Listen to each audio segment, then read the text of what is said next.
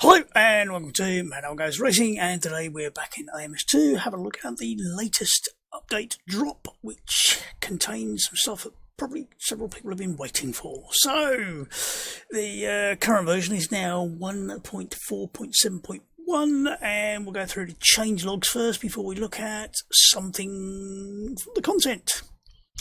So, changelog, this is the version 1.4.6.4 up to version 1.4.7.0. Content, tracks, added the Nürburgring Historic 1971 featuring the Nordschleife, the Südschleife and the Gemsstreck layouts.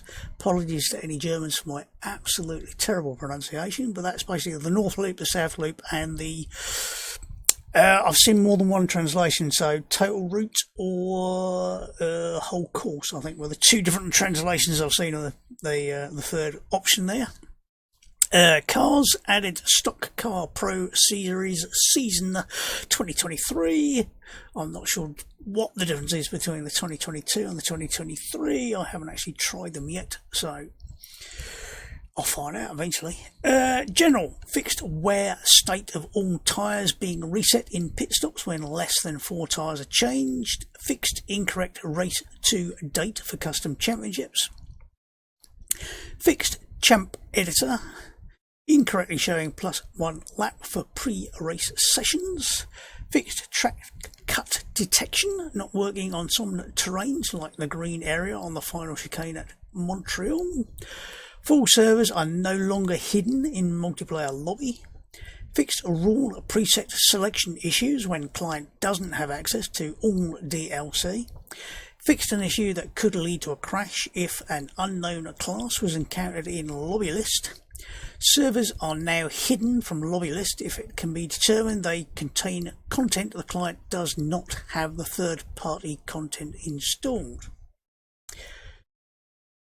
I read that. I've read it again and it's still not 100% sure on what that means. Presumably if you're restricted on the car and you don't own it, you can't see it. So if there's a class with only one car in it that's DLC, you shouldn't see that because you wouldn't be able to take part. Whereas if it's a DLC track, you should be able to take part. So I'm assuming it's only effectively restricting based on cars. UI and HUD, fixed white pixel in upper left of TT of the week menu. Physics, adjusted tyre treads for all rear wheel drive TC Vintages and GT Classics. Adjusted carcass heating for BMW 2002.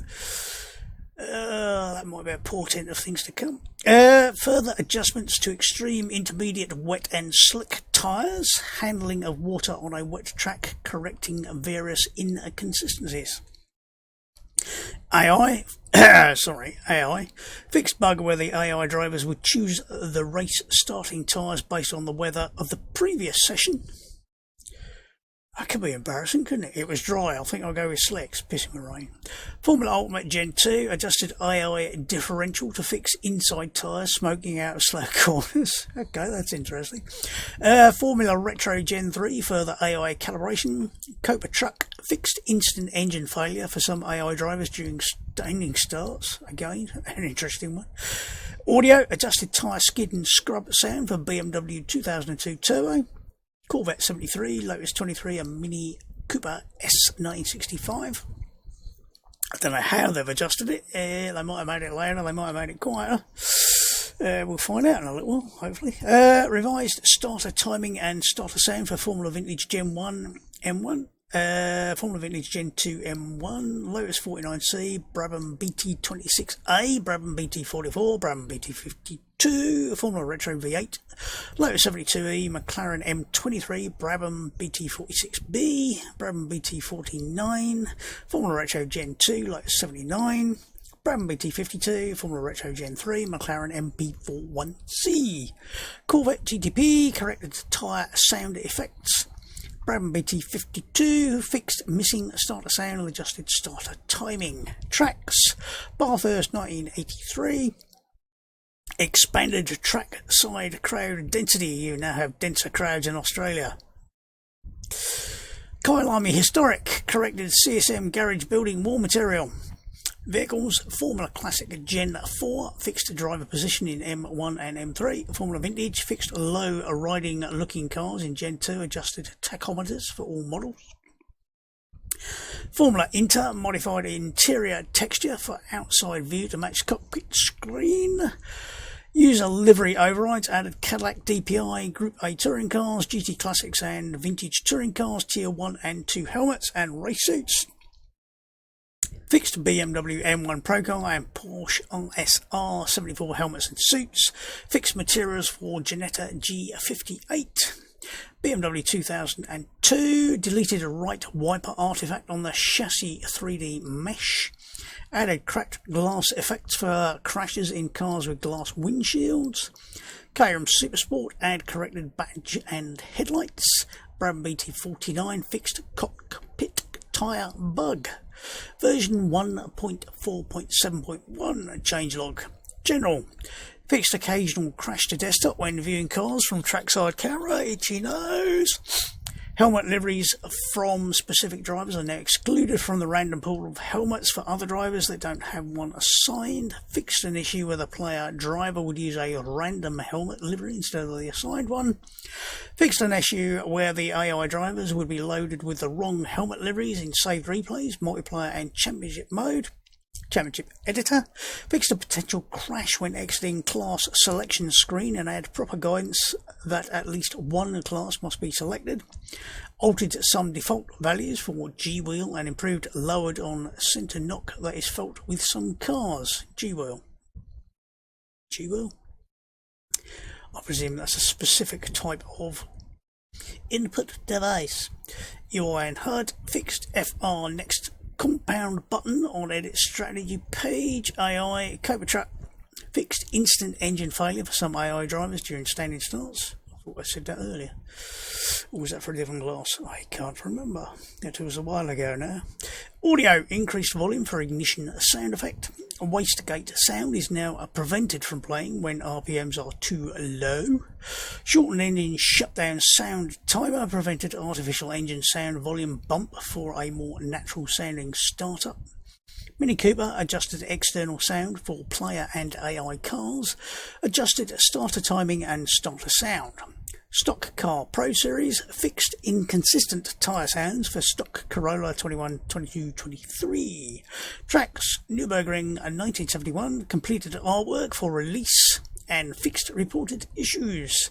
Cascades 1988 fixed a lot on animated 3D crowds.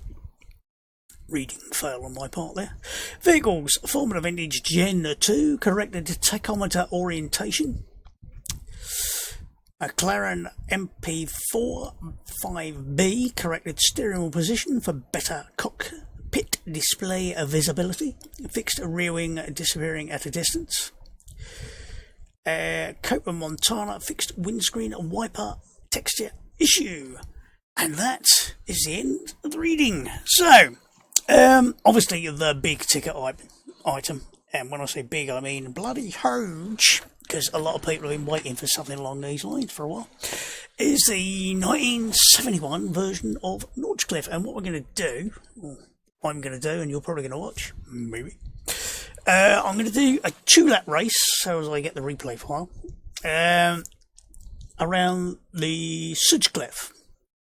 The reason I'm going to do the Südschleife, I'll probably do the Nürburgring or the full course as a separate video, because obviously I've already been waffling for nearly 10 whole minutes and you don't want to be listening to me all day. So what I'll do is I'll do a couple of laps round here. I'll do a trundly lap to go have a look, there's things, and then try and do a fast lap without killing myself, the car and the game in general, and then I will hopefully tomorrow do another video about the other half, either separate, just the Nürburgring, or I might do the whole lot in one go. I did actually do a video the other day where I did a lap in the BT44 was it? Brabham around the whole course, 9.5 minutes or whatever it was. So this is what we're going to do.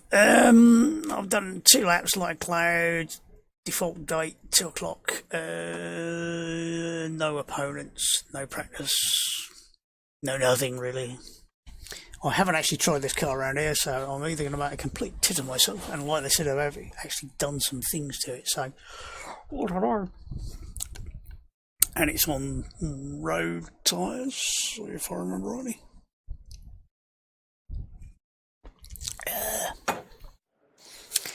So, without further ado, do I want to be sitting in the car? Oh, those engine vibrations. Do I get up here somewhere? Is it good enough? That one, I think. Right, shall I? There we go, we'll get rid of all of it. I should probably keep the map up, actually. Yeah, I'll put the map up. There says yellow flag. Helps if you engage first. Yeah, you twat. Yeah, I mean, first impression, it's really nicely modelled. Lots of buildings that all look nicely freshly painted, which presumably they were in 1971 because they'd just done a shit ton of work on the course. Up until then, people have been complaining that it was too rough, it was too this, too that. They basically decided that for 71 they would do a major overhaul of the circuit, which is one of the reasons why so many people are going 71 brilliant. Obviously prior to this, the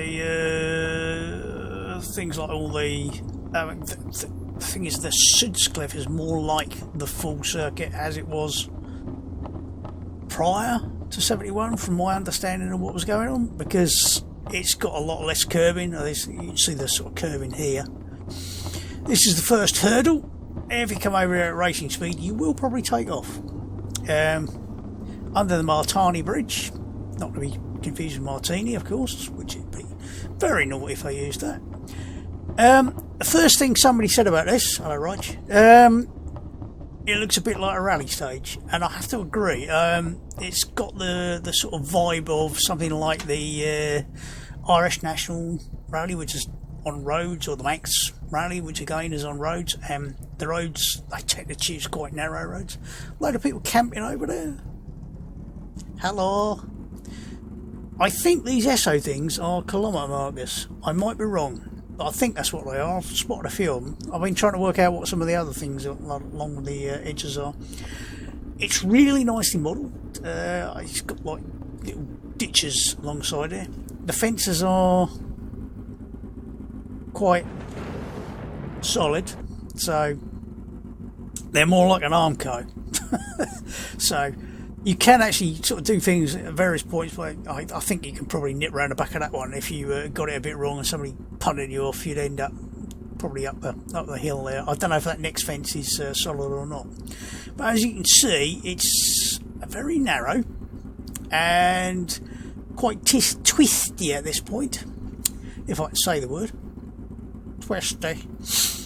So yes, again, places you could go flying off because there's no rails, no barriers, no nothing. So effectively, like I said, the wire fences treat them like an Armco. Try not to run into them. These are the markers I'm talking about. It's like it's got 65 on it. I don't know what it is. Answers on a postcard, please. But again, you can see there's going to be a lot of potential for clipping the grass on the insides of corners, so you're going to be trying to extend your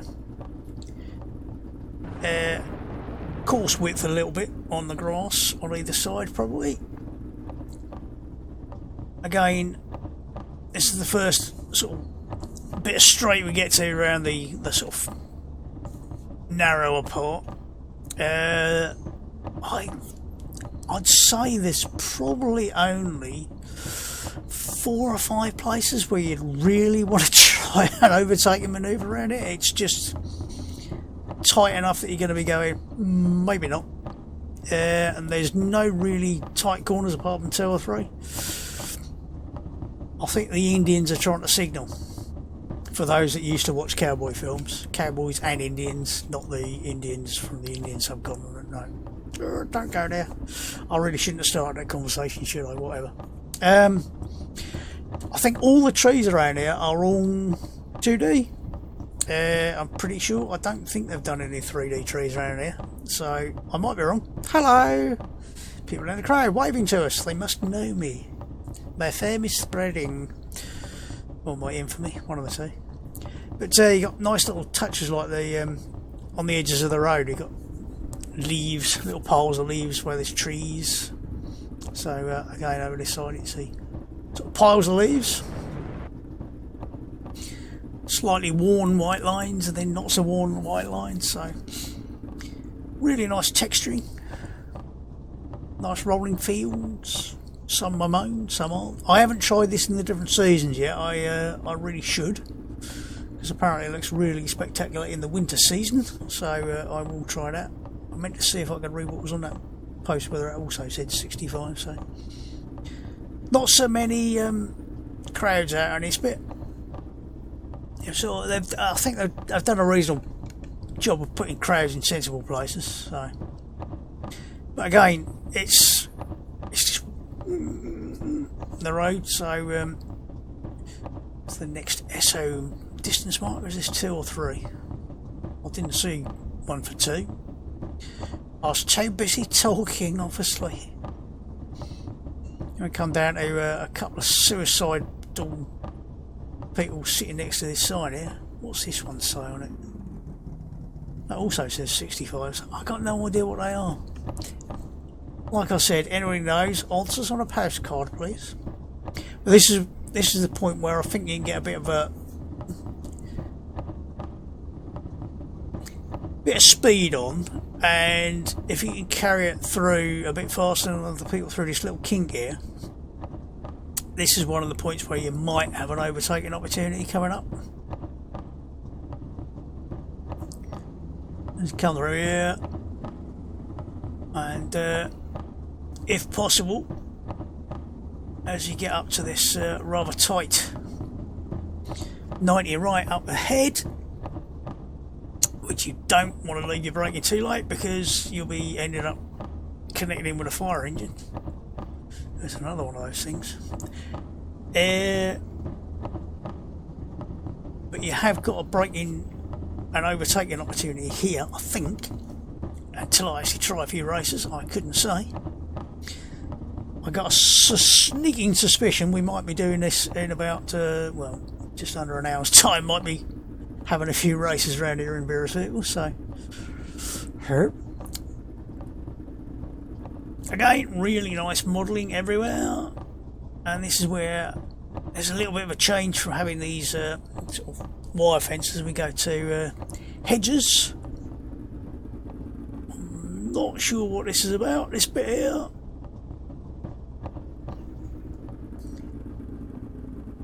Calbert Mosel Trier.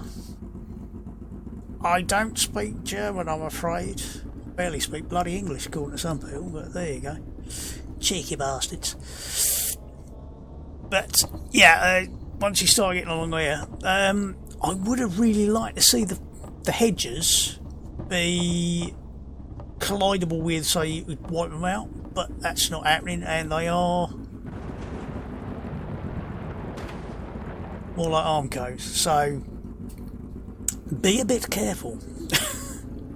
If you try and clip too much on the corners and just catch one of these hedges, if you catch it in the wrong place where there's a little gap like that, I actually spun a car by sticking the nose into one of these little gaps and just caught it, and it spun the car, pirouetted.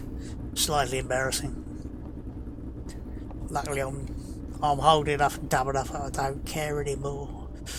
But again, all really nicely modelled.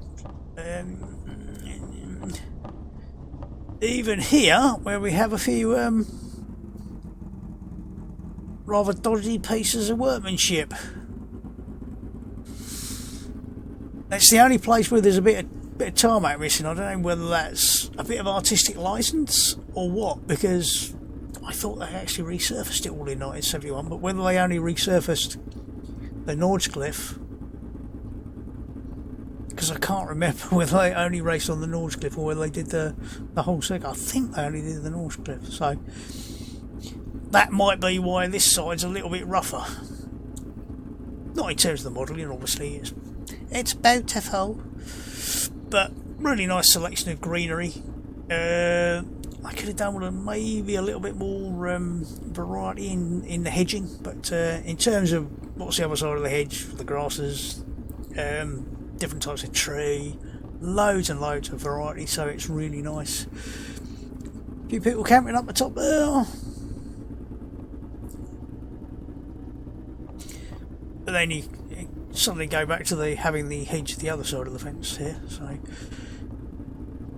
again, this might be another potential opportunity to overtake if you can sneak up on somebody through this kink. Then we come to another hairpinny type. Would you classify that as a hairpin? It's tight, but it's not 180 degrees, so it's like 120-ish.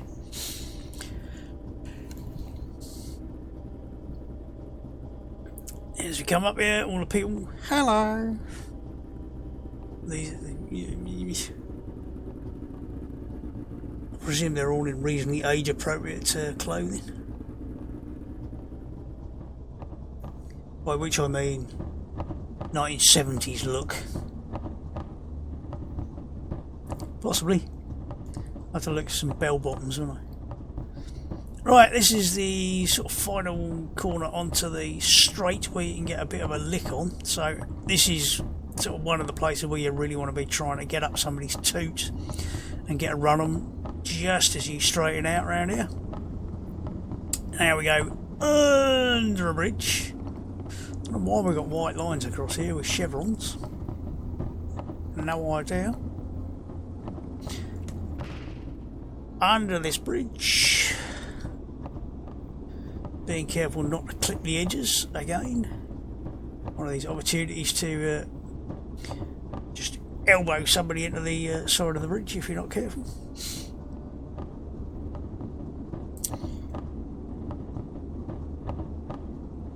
Now, if I remember rightly, when you run the Nürburgring, you'd come round the loop and go back up here. So you'd use the two straights on both halves of the track, effectively. Because you can now see over there where we started.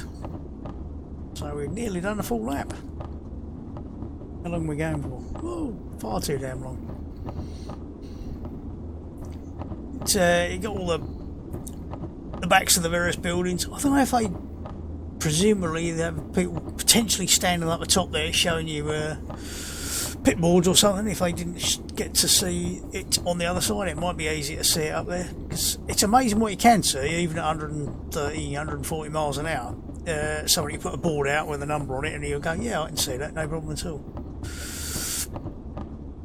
Even when you're not expecting them to put a board out. Mate of mine put a board out for me during a race. We did a longest race I ever did, which was 25 laps around Staten, and he suddenly hung a board out going, you're in third place. I went, oh really? Okay. Whatever. Right, so you come around here, and then this is where you go off to go around the Nürburgring, but we're going around here, and it's hopefully not too lumpy. It's actually reasonably smooth, but you get a bit of a lick on, and it's reasonably open, although you can, if you're not too careful, if you push your front end on cold tyres, you might end up going over the grass on the outside, but then you do suddenly get a bit more room to play. But we'll speed up a bit. That was the pit entrance back there. Pits are not exactly what you call modern, so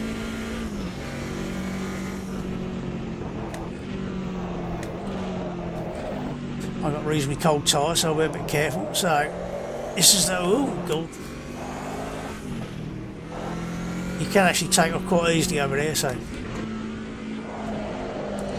Whoa, this thing's. I haven't driven this for a while, so I think last time it was a bit less slippery than this. We seem to have gained a lot of rotation on acceleration for it. This is where you might have a bit of an issue. Yep, a little bit. Oh, God, blimey. This has certainly changed a bit since the last time I drove it. Either that or there's just not a lot of grip. But as you can see, you really do have to be a little bit careful with trying not to run in the grass too much.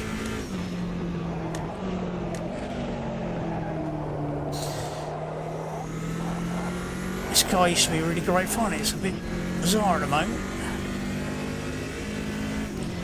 Not sure if it's just the cold tyres or what, but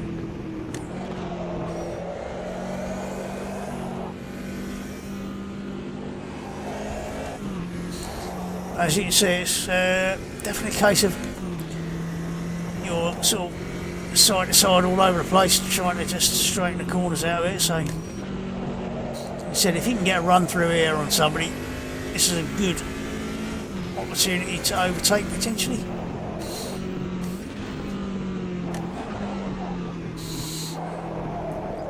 I'm not sure if I'm being confused by the extra skid sounds or what.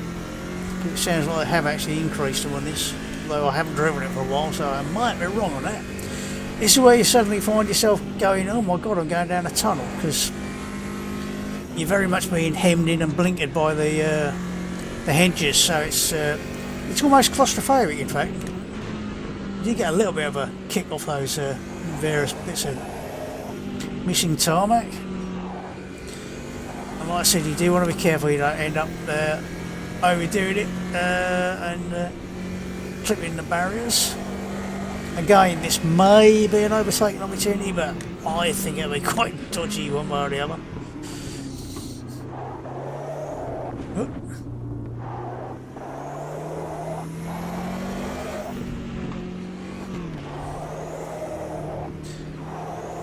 I don't remember this being quite this oversteery. Maybe I should have gone with the Porsche RSR instead. It was a toss-up, but I went with this, so whatever. I hadn't actually read the release notes, so I went, oh, they've changed the 2002 a little bit. I might regret this, so we'll see. Right, spot a braking zone. Probably somewhere around where that truck is. Would probably be a more appropriate braking zone, but I'll be the chicken. This is quite tight around here, obviously, but you have got the banking to help you, and then don't overdo it out of here because you're going to be pushing on the grass. I don't know how dodgy that line is on the inside there, and that's a couple of laps around there. It is beautifully modelled. And it's actually quite smooth. It's not too bad. There's like I said right at the start, there's that little leap as you get around this corner here. But apart from that, there's no sort of big rises and drops or anything. It's very narrow.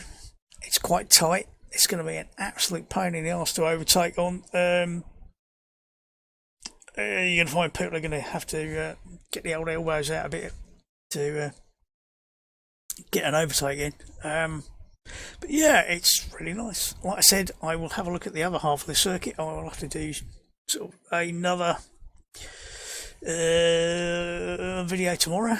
I probably won't get this one out until the morning anyway, but I'll do another follow-up doing the other half of the circuit and have a look at how it compares new or old. I might try and do something a bit side by side, although with my video editing skills that might be shite, so we'll see.